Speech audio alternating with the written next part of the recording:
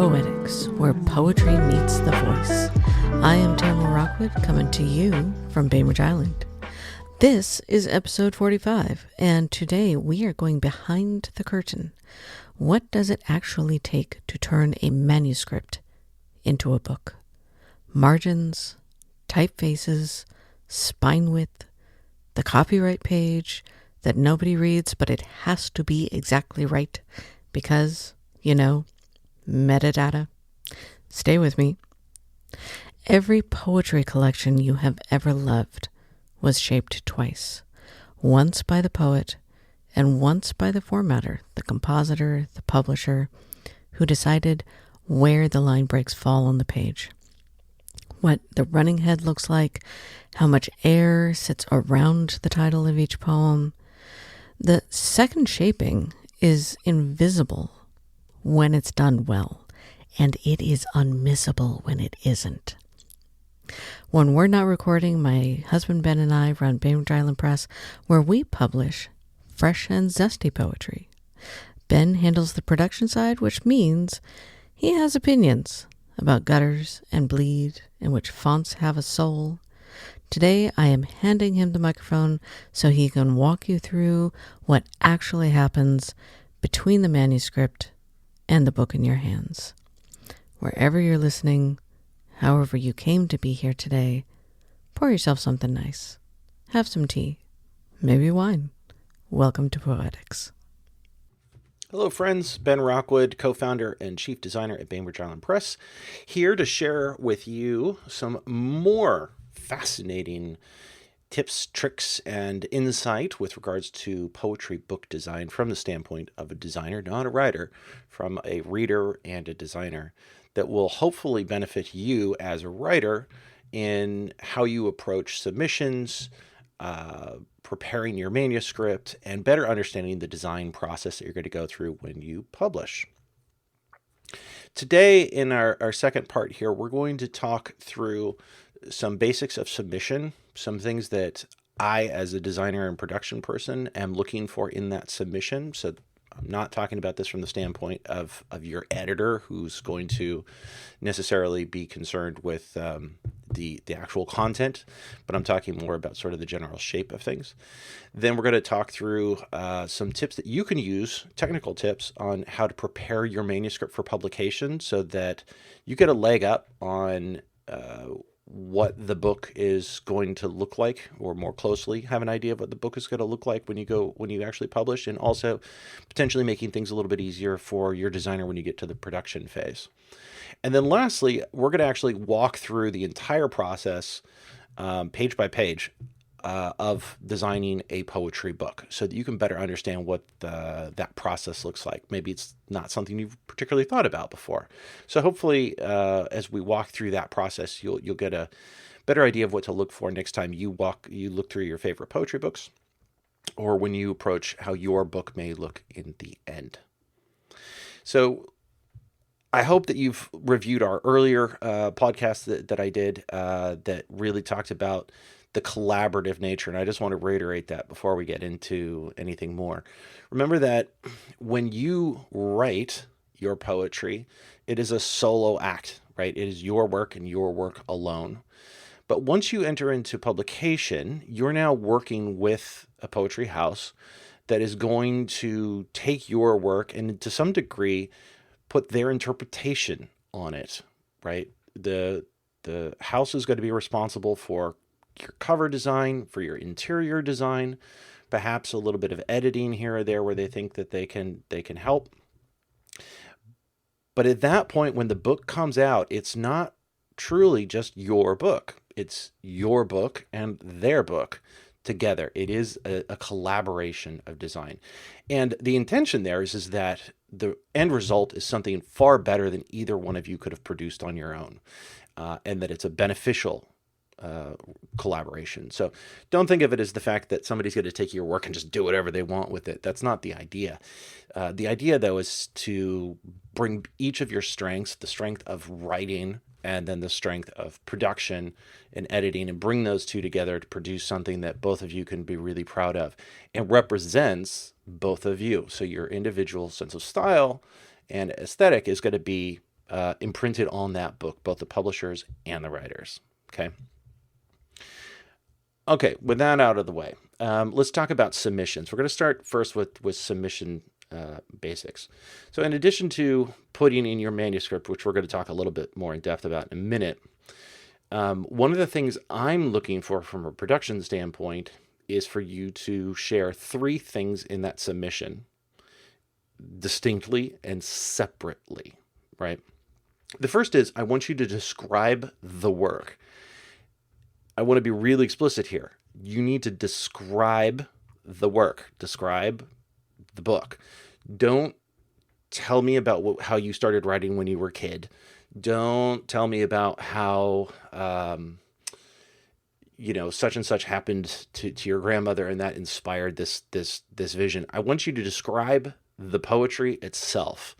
So in your collection, there should be a narrative arc, right? It shouldn't just be a random collection of poems that you've written. There should be some collecting happening between them. There should be some sense of this is where the book starts, and this is how the narrative grows, and this is what I'm conveying in the work, and this is what ultimately I take the reader to and leave the reader with in the end.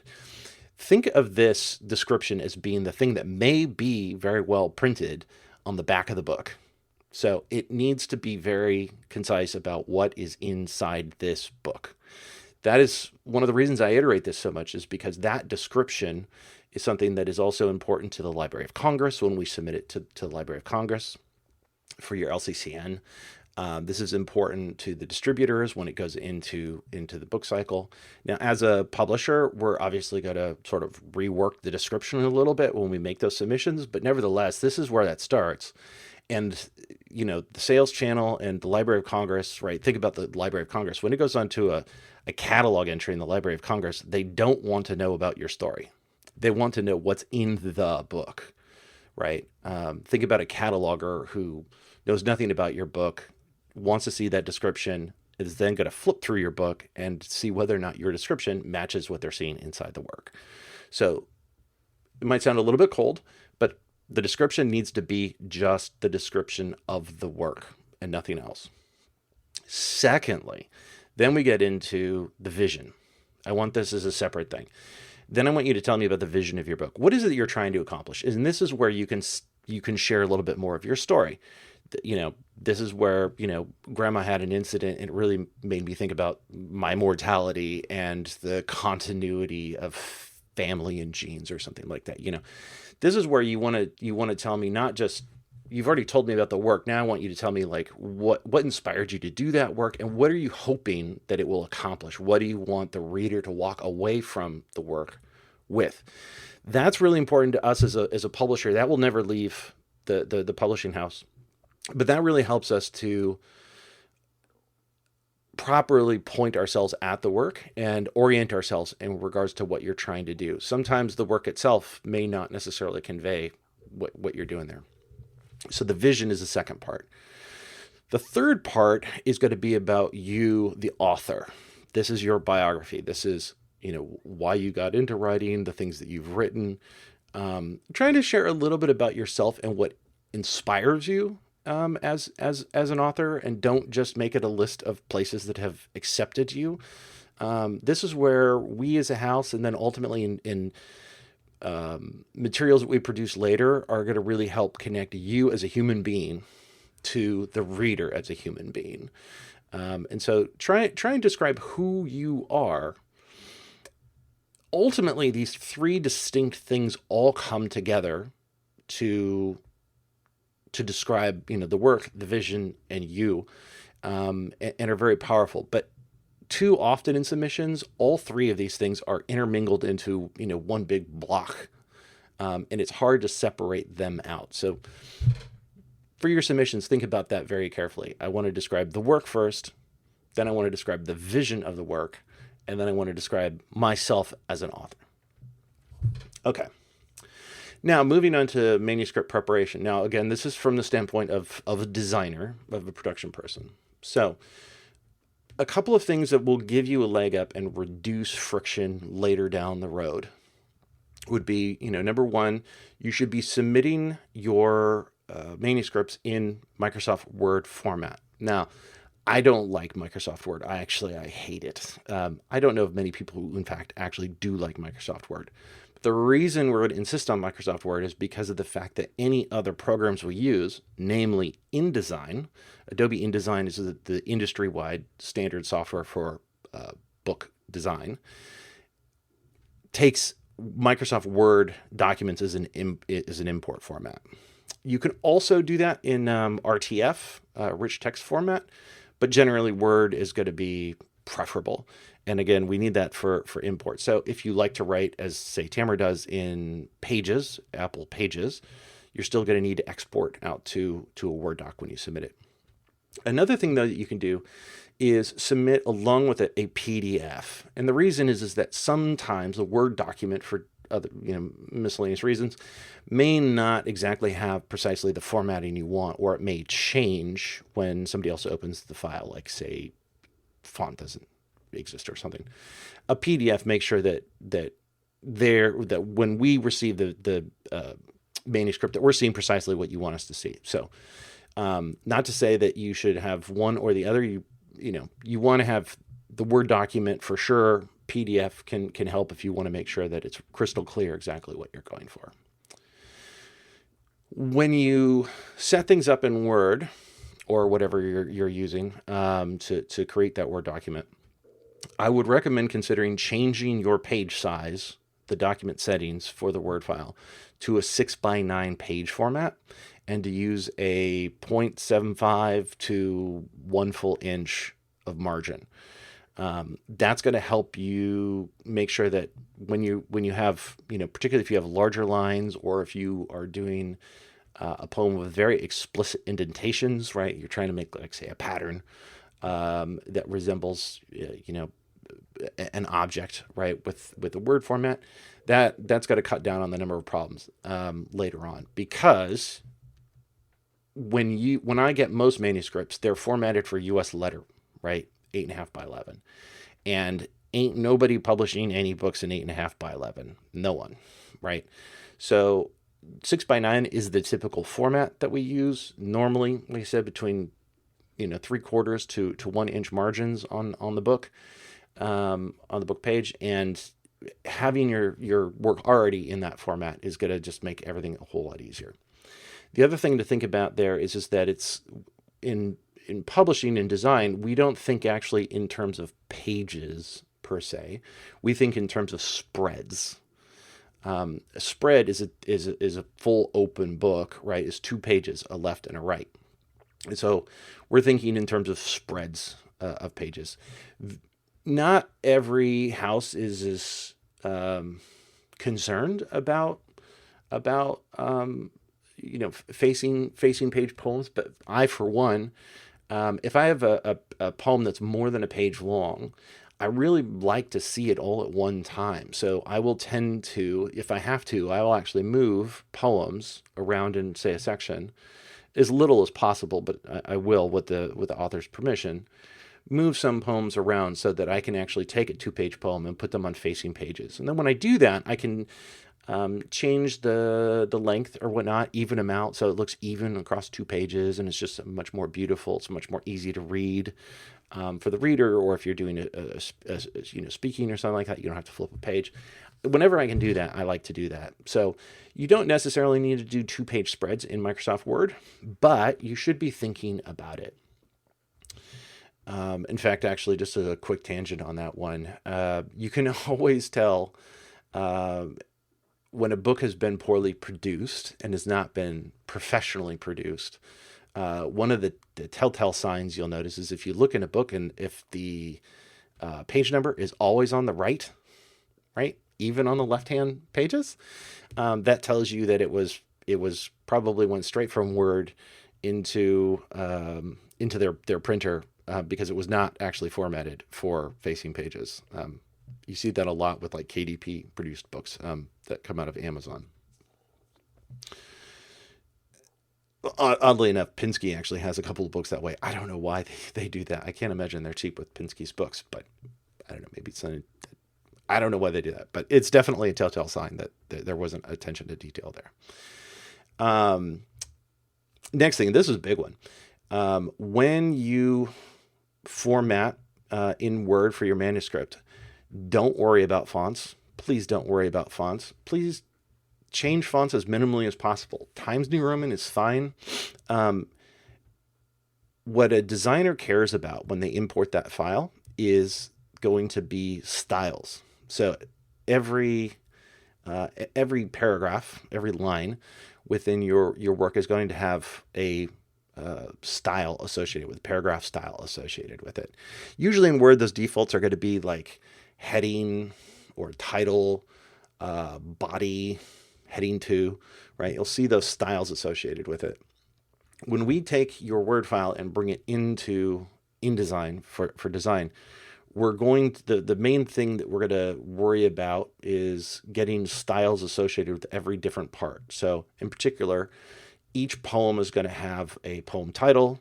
It may have a poem subtitle or attribution, and then it's going to have a poem body. And I'm going to put separate styles on each of those three. Once I've got that style associated with it, then I can go and change font size, font face, any other sort of parameters around that element, and it'll change every single place in the book. So any work that you put into fonts and making the fonts look fancy or pretty or whatnot, all that's getting stripped away. It's all going to go away. And it actually is more things for me to rip out of your manuscript before I can actually do actual production on it. So don't do that. Along with that, and perhaps even more importantly, if you're doing unusual layout of your poem, definitely use the default tab stops. Use spaces or tabs wherever you can. Do not change tab stops. Do not create custom indents. Again, all that you do, it's all going to get ripped out anyway. And what happens is with poems that have been that way in, say, a Word file, is I'll actually have to create a printout of it so I know what you intended it to look like. And then I have to go and reformat it sort of space by space to get it the way that it needs to look without all that, because that poem's not going to be in isolation. It's going to be in the collection. So minimal touch. Now, in your manuscript, your acquisitions editor, they normally will want to see a title page, a table of contents, maybe a forward specifically for the editor in terms of sort of your vision of what you're doing that may or may not be included later. But when it comes to production, when it gets handed over to me from the editor, all that front matter gets ripped out. It's probably useful to know that the table of contents for a book is actually produced inside InDesign. So again, with those styles that we're going to associate, every poem title is going to have the poem title style associated with it. We use a tool within InDesign to actually automatically produce a table of contents based on that style. So don't worry. I've had a couple of poets who really worried about like making a change to their manuscript and then being, nervous that they needed to update their table of contents and like, oh, hey, make sure that you remember to update the table of contents. It's all completely automatically generated. So there's no reason for you to worry about that in the manuscript. It's really only there for the convenience of the editor and the editing process. And sometimes I will use it sort of after the fact to sort of just make sure that I didn't miss any poems. One of the things about design, right, is that it almost feels like taking a hammer and anvil to your work because we're moving pages around, we're changing things, and we're working with it in bulk and moving back and forth across the work. There's a point at which I've talked with other designers. It's a strange and interesting thing that your work goes from a piece of art and then it becomes essentially, not to be foul, but like a lump of clay. And when we take that lump of clay on the potter's wheel and we sort of turn it and move it and turn it, move it and turn it into something that we hope is beautiful. And in that process, it's a big amorphous lump of clay. And then once we've completed it, out comes something beautiful and aesthetic. And all of a sudden it transforms back from just a long string of letters and spaces into, again, a beautiful work of art, hopefully now an even more beautiful work of art. all of you will know the idea of, when you say a word over and over and over and over, there's a point at which it releases its meaning, as it were, and suddenly is now just a collection of syllables that have no distinct meaning or anything. And that's almost what happens to the manuscript in that editing process. It's you're in and out, in and out, in and out of that work over and over and over. And it becomes amorphous. All that which to say that it's an interesting refining process that happens in design that is very distinct from the writing. And then secondly, because there's so much work being done on it being transformed into its final book, it's very easy for something to get missed or mixed up or shifted or omitted. Even it happens. There are times where you're maybe moving a poem here or there and you forget, you move one page and then you forget to move the page back. Things can happen. And so that's a case where I'll normally keep a printed out copy of the original manuscript. Again, if there's a PDF, even better.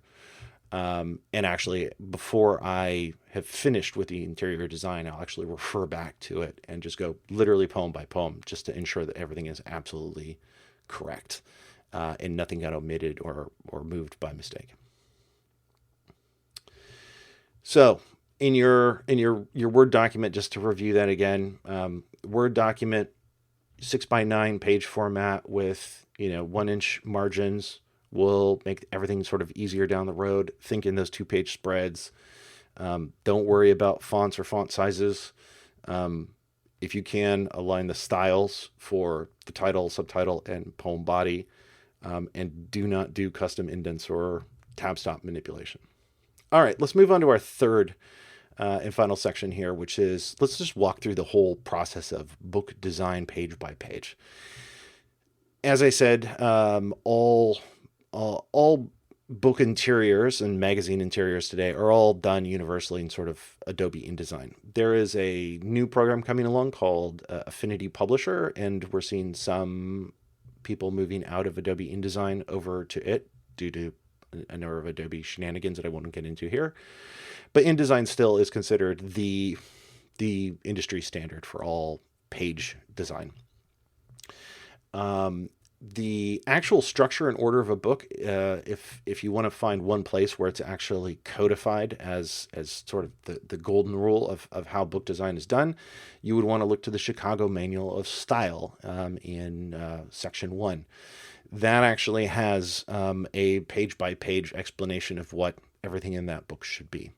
When I actually started, I did not yet know that was there. I was aware of the Chicago Manual Style, but I didn't realize that it covered that. So actually, the way I learned it was I went out and created a shelf and filled it full of all my favorite poetry books that I enjoyed, that I thought were beautiful, and I laid them all side by side and just started flipping through and making notes and sort of finding, this is what I like, this is what the structure, this is how they do this, is how they do that.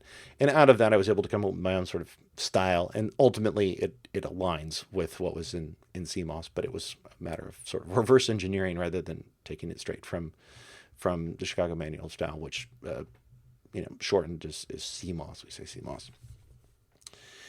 But when it comes to the book, one of the first things we want to think about is page count. And the reason we are concerned about page count is actually, from a design standpoint, mostly about spine width.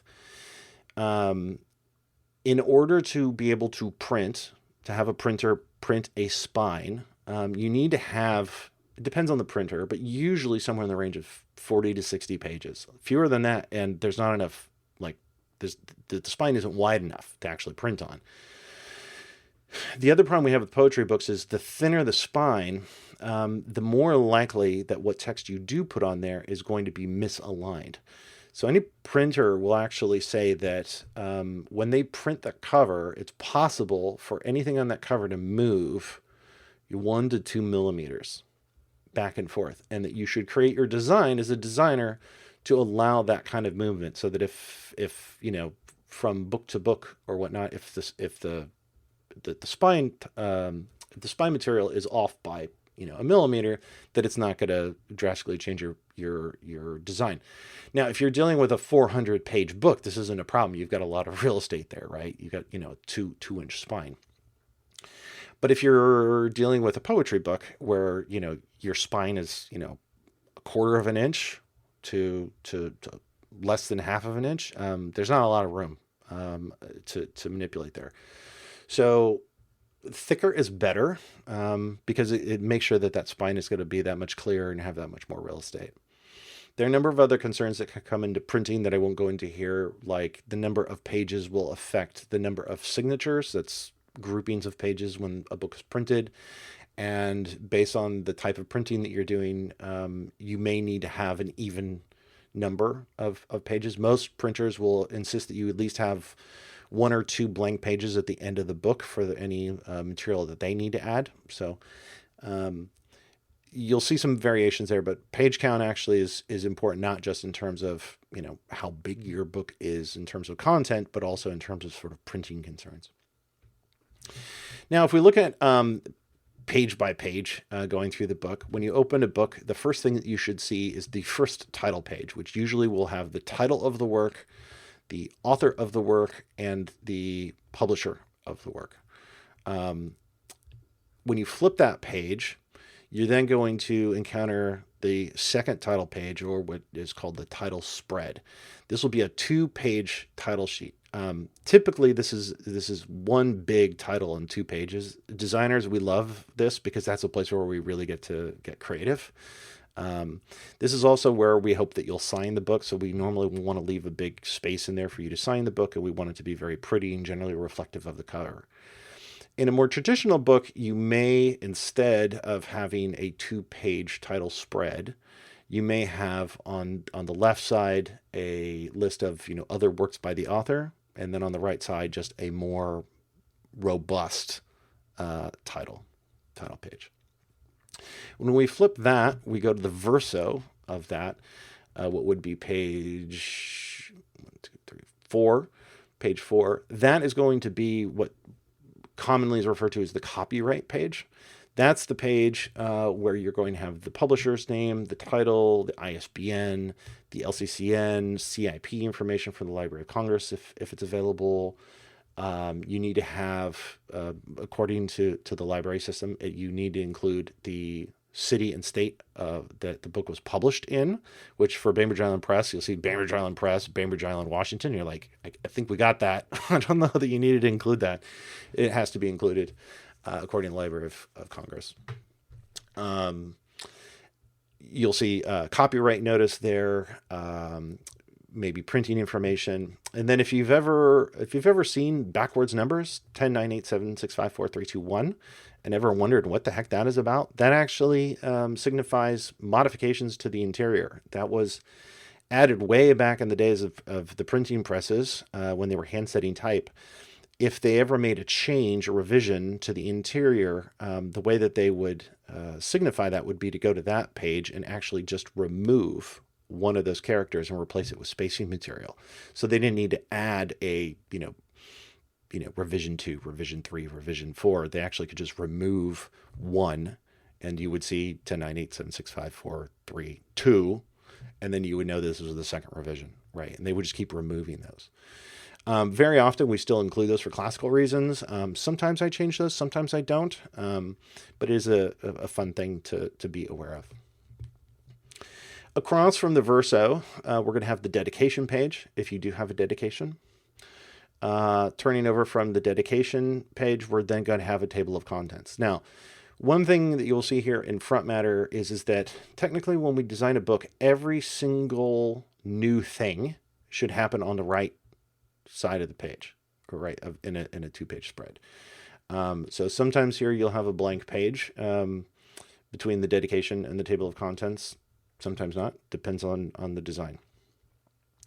You'll have your table of contents, and then after your table of contents, you'll typically have the second title page. Now, all pages in the book prior to that second title page should all be in Roman numerals. So they're not technically pages, they're all front matter in Roman numerals. So The technical page 1 of the book will be that second title page after the table of contents. That's the official start of the book. That page typically will include only the title, not the author, not the publisher, just the title. So it'll look just like the very first title page on the first page of the book, except the author's name is removed. That technically is page 1. And we don't put a page number on that page, which is why you'll notice most books then begin with the first content on the following right side page, which will then be page 3. So most books start on page 3 in terms of numbering. Then, of course, we have a prelude or introduction or anything that you want to include that's a part of the work, not outside of the work. So if you were going to do sort of, an introduction to the second edition, that would end up going before the title page because it's not a part of the work. It's outside of the work, so it would be front matter. Then we go through, we have, say, section pages, section titles. Again, those are going to be on the right side of facing pages. And then you're going to have your poems. We'll talk about the poem pages in more detail in just a second, but we're going to have all the different poem pages. Once we're done with all the poems, we're going to get then to the acknowledgments or notes. You can have one or both. Acknowledgments, of course, is going to include all the places any of those poems have been seen prior to publication. And then notes are a place where you could add little bits that might be useful. This is particularly useful if you do like a lot of like foreign language in your poems. And it sometimes isn't very attractive to include a note at the bottom of the page of your poem, as like a footnote. So adding those to the note section at the end of the book is a nice thing to do. After that, we'll have the about the author page. And one thing that we may have, and this is very much a stylistic thing, is you may have a final page, which is called the colophon. The colophon, again, goes back to the days of the printing, handset letterpress books in single runs, where you would include a little bit about the book. So you would normally have like the logo of the press. You would then have that the book was set in a given typeface and that it used it was designed by so-and-so. And that it was printed somewhere, right? Anything, it's going to be about like the actual production of the book, right? And details. Like I said, some publishers still include it for historical reasons. They like it. Copper Canyon still does this. Other publishers, I would say the majority of publishers don't include it. This also partly because of the fact, one, because it's sort of antiquated and you don't need it. Another, because in a lot of printing processes, the last page is taken by the printer, right? So because we're doing digital design, when you have the colophon not on the last page, it looks a little bit awkward. And then finally, those details that you would typically include about the actual printing process, right? What kind of press it was done or what city it was printed on. Because of modern printing techniques and digital files, it's very possible that some of your books come from one city and printer, and some of your books come from a completely different city and publisher, or maybe even international. So there's no reason to lock yourself in, because you may do more books within the same edition without, and change, where you would then invalidate your colophon. Okay, so then let's go back and talk a little bit about the poem pages before we conclude. I know we're getting long here, but thanks for anyone for hanging in. All kinds of hopefully useful details. Each poem page, again, we're going to have, within that poem page, we're going to have the title, dedication or attribution for that, and then the poem body. Typically, not a rule by any means, but it's a typical convention is that normally the title is going to be in a sans serif font. And usually that font is going to correspond to the cover title. Whatever font we use for the title on the cover is the same font that we want to use for the title pages at the front of the book. And usually we're going to either use that exact same font, or we're going to use something that looks very similar to it for the poem titles inside the book. Again, not a hard, fast rule, but it creates a sense of sort of consistency throughout the book. So typically that's going to be in a sans serif. the attribution, or any other sort of front matter for each poem. If you have a quote or something like that, typically it's going to be done in an italics serif font. That's going to be sort of a little bit smaller, depending on the individual designer. It may be, right aligned, left aligned, offset a little bit, but usually it's going to be in an italics to distinguish it. And then the actual poem body itself is almost invariably going to be in a serif typeface. And there's really only a handful of serif typefaces that are in fact used for body material inside of almost any book that you read. Those are going to be, not that it matters, but if you just want to know, it's going to be Garamond, Caslon, Minion, Jensen, or Palantino. And if you don't know what to use, I will tell you that probably the single best go-to font for any interior is going to be particularly Adobe Caslon Pro. So that's their digital version of Caslon in 11 point. That's going to be about your standard, like kind of goes with anything, anywhere, anytime. Adobe Caslon is going to look amazing. It's very readable. And you're going to be using that in either, 10, 11, or 12 point, right? That's usually the parameters that we're dealing with. Now, you can technically, a book designer can use any font that they want. They could even do it in a sans serif if they want to, but it's harder to read. It doesn't look as classic and traditional. It would just be a much more unusual choice. So there you go. That's more than you possibly ever wanted to know about a page of poetry. But that's what we're working with. When we actually do the final book, margins within the book, like I said, a standard margin is going to be 0.75 of an inch, top, left, and bottom, top, outside, and bottom. That gives you room for your fingers as you're reading to not impede the work. Sometimes those will go all the way up to an inch, but normally on the gutter, the margins on the inside of the page, because of the fact that we're going to lose a certain amount of the page to the actual fold of the book, some of that is just unusable in that gutter. That's normally where we'll push an extra quarter of an inch. So if we do 0.75 an inch on the outside of the page, we'll do a full inch on the inside of the page to sort of push things out.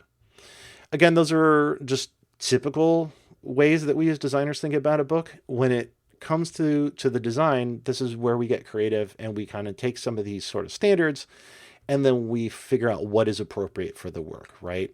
Some designers really like to have really high, long margins at the top of the page. So you'll actually see like maybe a 2-inch margin at the top of the page. It starts way down low. That can look really nice and pretty. Some publishers like to use the same font for the title as they use for the body, except to put it in, say, bold. I see that fairly often. That looks, pretty classy. Underline's very rarely used. Can be very rarely used. It normally looks just a little gaudy. So anyway, there's all kinds of interesting things that go into the design, but I'm describing all this in incredible detail, just to help give you a little insight into what that process looks like, and through that to have a better idea of how you might approach your manuscript preparation and being prepared for what's going to come as you go into production.